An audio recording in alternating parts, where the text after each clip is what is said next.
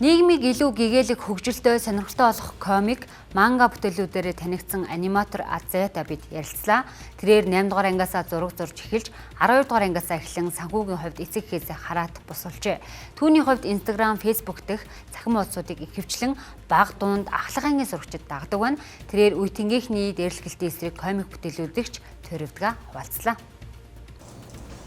Азуука нэртэй цахим хуудасаараа олон нийтэд танигдсан Flame Bros студийн аниматор Азая дунд ангид байхдаа аним ихэр үздэг байсан байна. Тухайн үед Япон улсын манга бүтээлүүдэд танилцсанаар энэ төрлийн зураг сонирхолтой болжээ. Улмаар өөрөө манга зурж эхэлж хүүхдийн сэтгүүл дадлах хий зураг чадвараа хөгжүүлсэн байна. Багасаа зураг сонирхолтой байсан тэрээр олон төрлийн зураг дагаж зурж үзсний эцэст манга, аним, комик төрлөөр дагнан бүтээл гаргаж эхэлжээ. Түүний бүтээсэн хүүхдэд зориулсан 2 ч анимашн Япон улсад гарч ирсэн байна.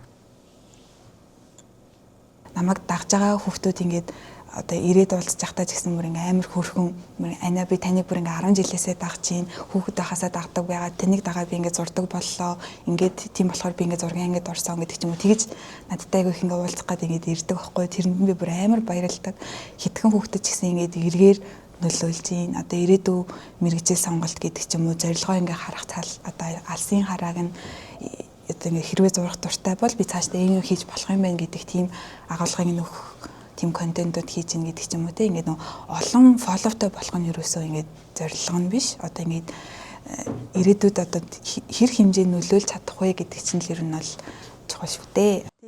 Тэрээр 2023 онд Япон улсын аним компанид ажиллаж туршлага хуримтлуулан эх орондоо ирээд олон уран бүтээлчтэй хамтран ажиллаж хэд хэдэн аним төсөлтөөр ажилласан байна. Мөн дуучин Morning Star-ын дууны клипээр энэ чиглэлээр оролцож ажиллажээ. Сүүлийн жилүүдэд Монголд аним сонирхох хүмүүсийн тоо нэмэгдэж дагаад энэ чиглэлээр ажиллах уран бүтээлчдийн ур чадвар сайжирч байгаа гэдгийг тэр онцоллоо. За өнөөдрийн ажил нь ямар ажил хийгдэж байна?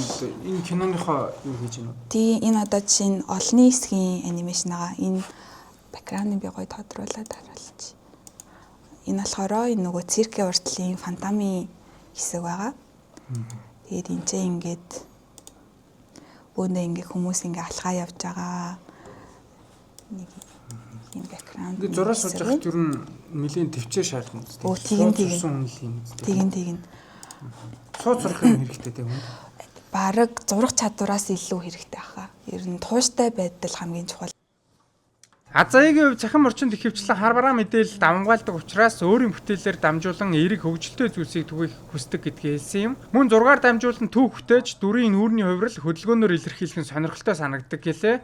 Тэрээр хөргийг хүүхэлдэйн хэв маягаар зурдаг, өөр нь хөргөө зурулсан настай хүмүүс болон хосууд баярлаж байгааг харах нь уран бүтээлч хүний хамгийн том аз жаргал байдаг хэмээн ярьсан юм а. Дээрлэлтэд хэрвээ хүртэж байгаа бол ядаж нөгөө